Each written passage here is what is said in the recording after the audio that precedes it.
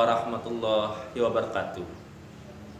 Anak-anak, hari ini kita lanjutkan materi bab 2, iklan dan sarana komunikasi. Pada bab 1, pelajaran bahasa Indonesia kelas 8, kita sudah mendalami teks berita dari berbagai media. Ketika mengikuti berita, baik itu melalui media cetak maupun media elektronik, kita tidak bisa lepas dari yang namanya iklan. Beragam iklan dapat kita saksikan hampir setiap saat. Tujuannya untuk membujuk dan mempengaruhi pembaca atau pendengar untuk berbuat sesuai dengan kehendak iklan itu. Anak-anak, pada bab 2 ini kita akan membahas tentang menentukan unsur-unsur iklan, slogan, dan poster. KD 3.3 mengidentifikasi informasi teks iklan, slogan, atau poster yang membuat bangga dan memotivasi dari berbagai sumber yang dibaca dan didengar. KD 4.3 menyimpulkan isi iklan, slogan, dan poster membanggakan dan memotivasi dari berbagai sumber. KD 3.4 menelaah pola penyajian dan kebahasaan teks iklan, slogan, atau poster yang membuat bangga dan memotivasi dari berbagai sumber yang dibaca dan didengar.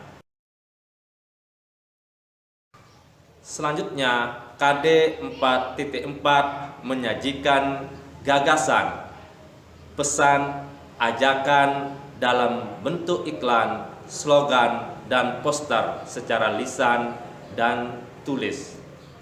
Anak-anakku yang berbahagia, tujuan pembelajaran pada materi kali ini adalah yang pertama, agar kalian dapat menjelaskan pengertian, fungsi, serta mengidentifikasi unsur-unsur teks iklan, slogan, atau poster dari berbagai sumber.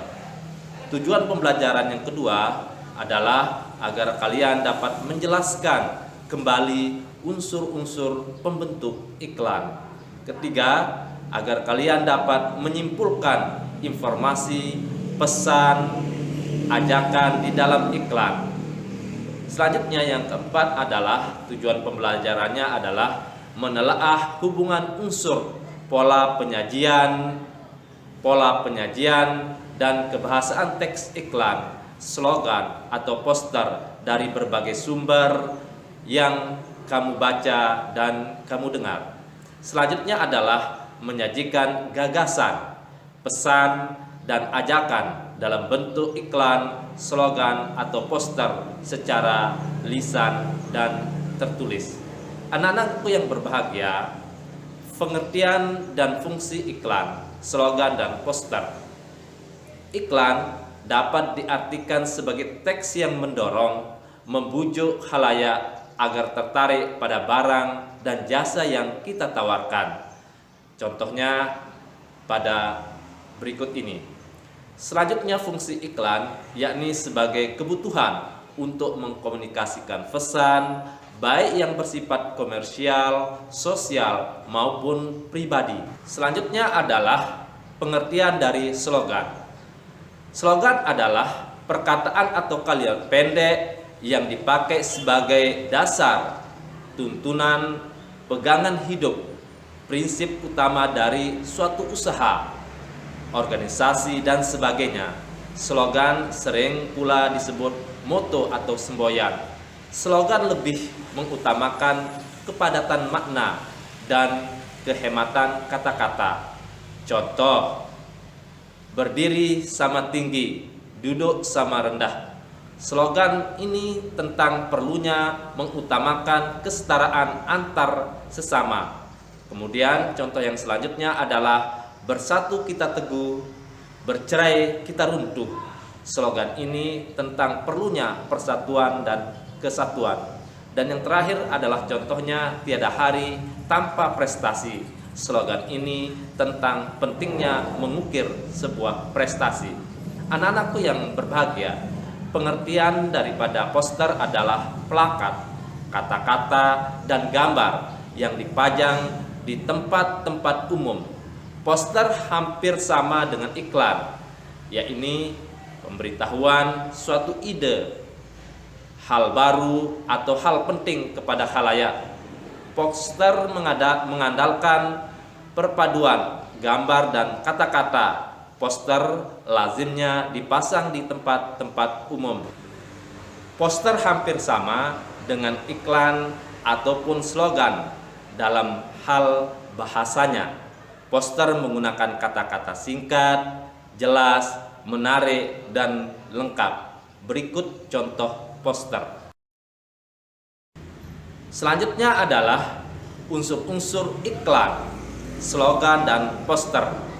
Berdasarkan contoh-contoh sebelumnya, tampak perbedaan antara iklan, slogan, dan poster. Tujuan ketiganya sama, untuk membujuk khalayak berbuat sesuatu. Berikut perbedaan antara iklan, slogan, dan poster. Iklan merupakan teks persuasif yang memadukan unsur gambar dengan kata-kata, unsur gerak, dan suara. Sedangkan slogan merupakan teks persuasif yang mengutamakan unsur kata-kata. Selanjutnya adalah poster. Poster merupakan teks persuasif yang mengutamakan kekuatan gambar dan kata-kata, dipajang di tempat-tempat umum. Anak-anakku yang berbahagia, unsur-unsur pembentuk iklan pada pelajaran sebelumnya kamu sudah mempelajari pengertian, karakteristik iklan, bahkan kamu lebih memahami perbedaan iklan dengan slogan dan poster. Adapun maksud iklan itu sendiri dapat kamu pahami secara lebih lengkap berdasarkan unsur-unsur pembentukannya yang meliputi sumber, pesan, media, penerimaan, efek, umpan balik, dan konteks. Sumber adalah pemasang iklan yang berinisiatif dan penyandang dana dari pemasangan suatu iklan. Selanjutnya adalah pesan. Pesan adalah informasi yang disampaikan, wujudnya bisa berupa pesan verbal dan pesan non-verbal. Sedangkan media adalah sarana yang digunakan, misalnya media cetak, elektronik, dan sarana-sarana lainnya. Kemudian penerima adalah individu atau kelompok masyarakat yang menjadi sasaran atau objek iklan. Sedangkan efek adalah perubahan yang terjadi pada diri penerima, baik itu dalam aspek sikap, pola pikir, perilaku, kebiasaan, dan pola hidup. Dan yang terakhir adalah umpan balik, adalah tanggapan reaksi atau respon yang dikehendaki dari penerima pesan, misalnya dengan membeli produk yang ditawarkan dan menolak pemakaian narkoba. Anak-anakku yang berbahagia, selanjutnya adalah penyimpulan maksud suatu iklan. Pola penyajian dan isi iklan sangatlah beragam berdasarkan isinya, seperti yang kamu telah pelajari pada bahasan terdahulu.